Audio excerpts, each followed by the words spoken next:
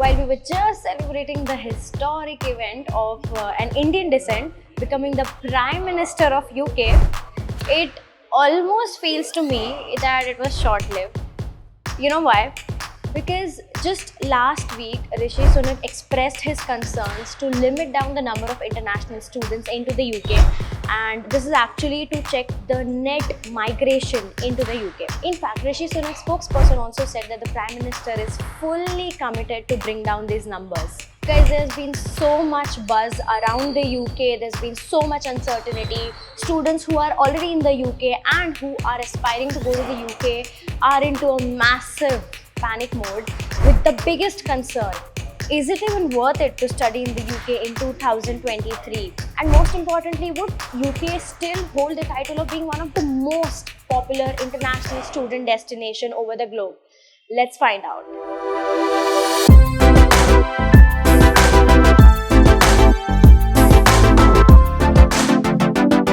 Starters, let's really go deeper and understand what the situation is in the UK currently and how it would affect Indians who are planning to study in the UK in the coming intakes. So Rishi Sunak plans on restricting the number of international students into the country, and this is to curb the migration into the UK. Let's understand why. So 2022 saw the highest number of migration figures into the UK. So in 2021, the figures were 1,73,000. While in 2022, the migration figures rose and hit the skyrocket number of 5,40,000.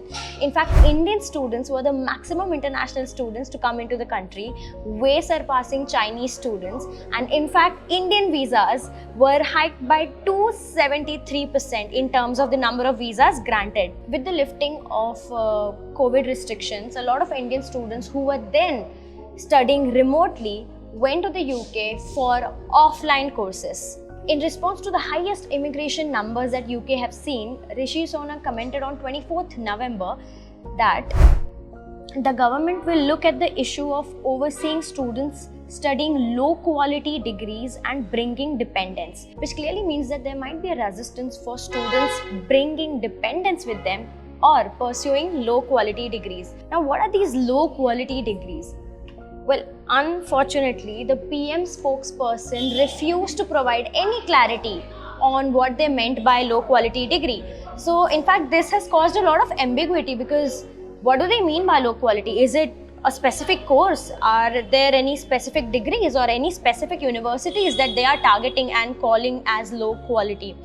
Well, that is something that would unfold in the future. We don't have any clarity on it yet.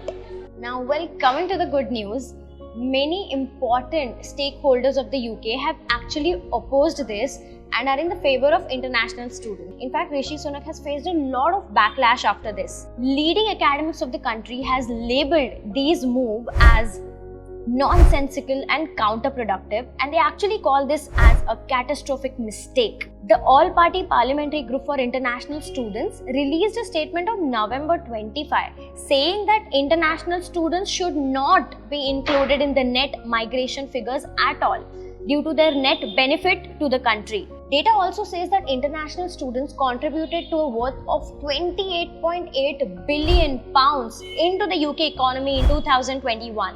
The chief executive of Russell's Group, Tim Bradshaw, also confirmed that the latest Home Office data shows that international students are one of the most visa compliant of all the groups.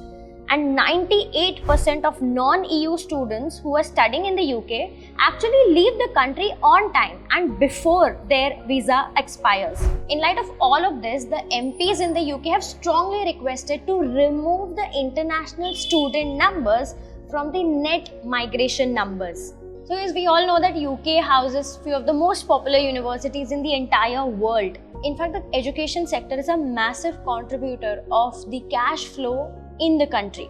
And सिर्फ वहाँ के local students are not enough to run these expensive universities, because most of the universities lose out on teaching just the local students or Britishers, and hence they would definitely need the international students to keep their economy going. इसीलिए for their economy and better utilization of these expensive universities, they are gonna need international students, aka you. In fact, the UK government estimates that they need at least an additional 150,000 researchers by 2030 to reach their science goals.